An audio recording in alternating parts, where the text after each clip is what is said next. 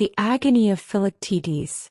The sea was calm, its vast blue stretching endlessly beneath the golden embrace of Helios, god of the sun. The Achaean fleet sailed with steady purpose, its hulls cutting through the waves like blades through flesh. These were the warriors bound for Troy, the mightiest of all Greece had to offer. Kings, heroes, and demigods, all called forth to fulfill a destiny woven long before their births. Among them stood Philoctetes, the archer of Thessaly, son of Pois.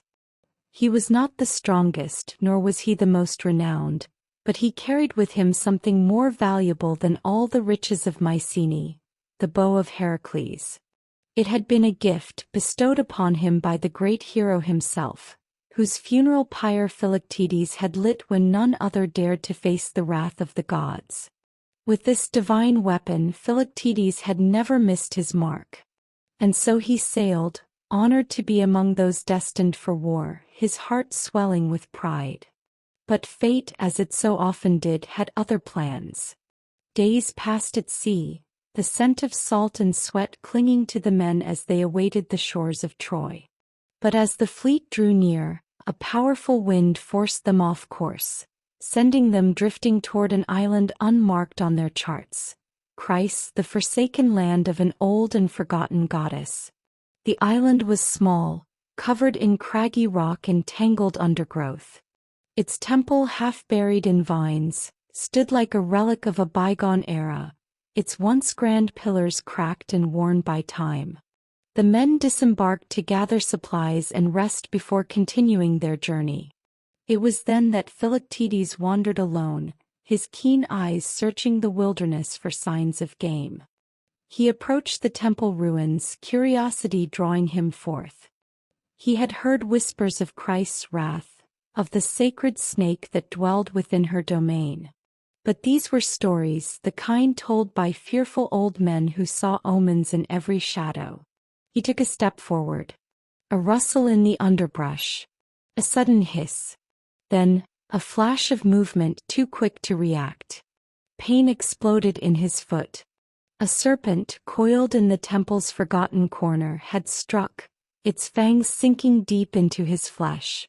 It was no ordinary snake. It was a creature of divine wrath, a guardian of the ancient goddess, its venom laced with a curse older than the Achaean kings themselves. Philoctetes staggered back, gasping, his fingers clawing at the wound as the poison spread like wildfire through his veins. His vision blurred. He fell to the ground, his body writhing in agony. The pain was unbearable. The wound festered at unnatural speed, blackening and twisting the flesh around it. The stench of decay filled the air. By the time the other warriors found him, his screams had turned to ragged groans, his skin cold and clammy. The venom would not kill him outright, but it would linger, festering, consuming him bit by bit. It was not long before the others began to recoil. Odysseus was the first to speak, his sharp mind already calculating the burden Philoctetes would become. "We cannot take him with us," he said, his voice devoid of sympathy. "His cries will give us away to the Trojans. His wound will slow us down." Some murmured in protest. But they all knew the truth. This was war. Sentiment had no place in their mission.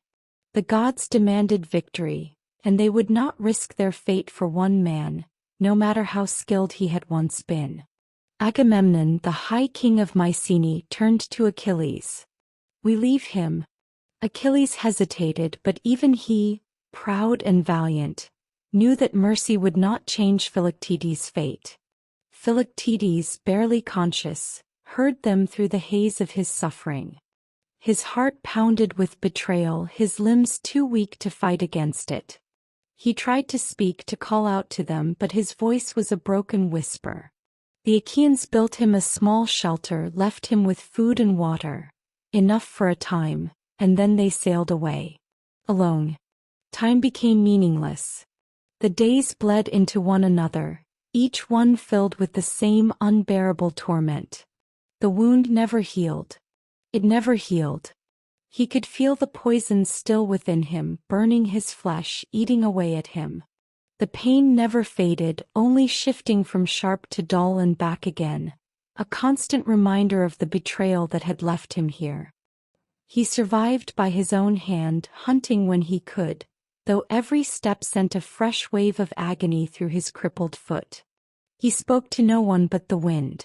The only voices he heard were the echoes of his own thoughts, cursing the men who had abandoned him. His hair grew long and wild. His once strong frame grew lean, hardened by the harshness of his isolation. But through it all he endured. And then, after 10 long years, they returned. The war had dragged on far longer than any had expected. Prophets had spoken. The gods had sent visions. The truth was clear. Troy could not fall without the bow of Heracles. And so Odysseus, ever the strategist, devised a plan. He sent Neoptolemus, the young son of Achilles, barely more than a boy, to win Philoctetes' trust and steal the bow. Neoptolemus found the archer in his cave, gaunt and hollow-eyed, the smell of rot still clinging to him. But the boy hesitated. He had been raised by warriors, not deceivers. He saw Philoctetes suffering, saw the hatred burning in his gaze. The truth spilled from his lips. "We need your bow," he admitted. "But I will not steal it. If you come with us, you will have your revenge." Philoctetes laughed bitterly. "You think I would fight alongside the men who left me to die?" But then, before he could refuse, the air around them shifted. A figure stood before them, cloaked in radiant light. His form was familiar. His voice, when it spoke, was like the crackling of divine flame. "Go, Philoctetes," said Heracles, his presence undeniable. "Go to Troy. Fulfill your destiny." And so, with renewed purpose, Philoctetes left his island prison. The war still raged when he arrived. The sight of his old comrades stirred something deep within him: rage, fury, vengeance. But he had no time for petty squabbles. He had come for one reason. Paris, Prince of Troy, the man who had stolen Helen and doomed his city, stood upon the battlefield, his arrogance still intact.